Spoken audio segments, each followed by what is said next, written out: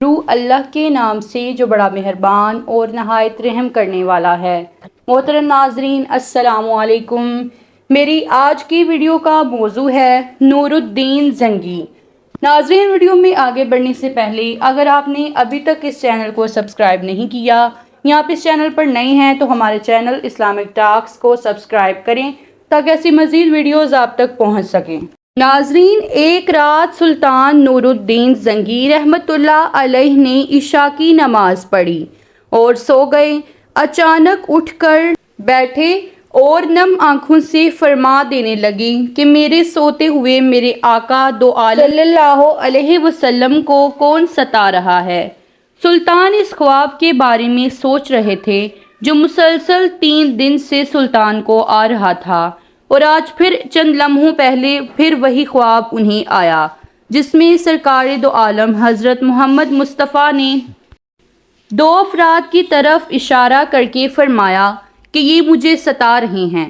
اب سلطان کو قرار کہاں تھا۔ انہوں نے چند ساتھی اور سپاہی لے کر دمشق سے مدینہ جانے کا ارادہ فرمایا۔ اس وقت دمشق سے مدینے کا راستہ 25 یا 20 دن کا تھا، مگر سلطان نے بغیر آرام کیے یہ راستہ 16 دن میں طے کیا۔ مدینہ پہنچ کر آپ نے مدینہ آنے اور جانے کے تمام راستے بند کروا دیے اور تمام خاص و عام کو اپنے ساتھ کھانے پر بلایا۔ اب لوگ آ رہے تھے اور جا رہے تھے، آپ ہر چہرہ دیکھتے مگر آپ کو وہ 2 چہرے نظر نہ آئے۔ اب سلطان کو فکر لاحق ہوا اور آپ نے مدینے کے حاکم سے فرمایا، کیا کوئی ایسا ہے جو اس دعوت میں شریک نہیں؟ جواب ملا کہ مدینے میں رہنے والوں میں سے تو کوئی نہیں، مگر وہ مغربی زائر ہیں جو روضہ رسول صلی اللہ علیہ وسلم کے قریب ایک مکان میں رہتے ہیں، تمام دن عبادت کرتے ہیں اور شام کو جنت البقیع میں لوگوں کو پانی پلایا کرتے ہیں، جو عرصہ دراز سے مدینے میں مقیم ہیں۔ سلطان نے ان سے ملنے کی خواہش ظاہر کی۔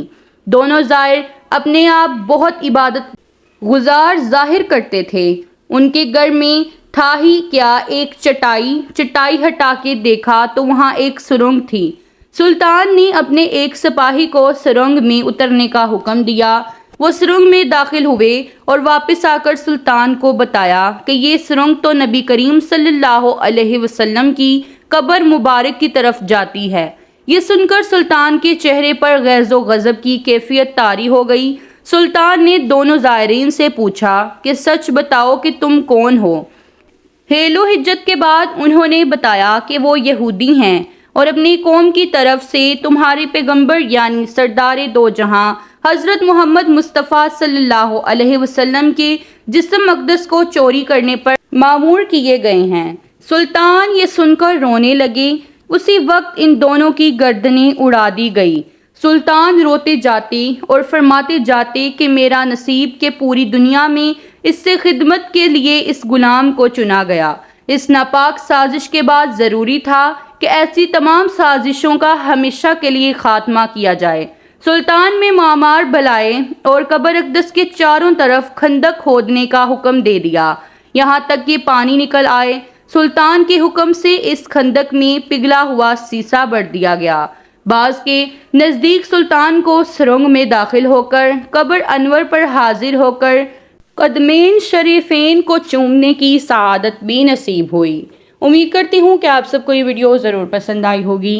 ویڈیو پسند آئی ہو تو ویڈیو کو لائک کریں، شیئر کریں۔ اللہ حافظ۔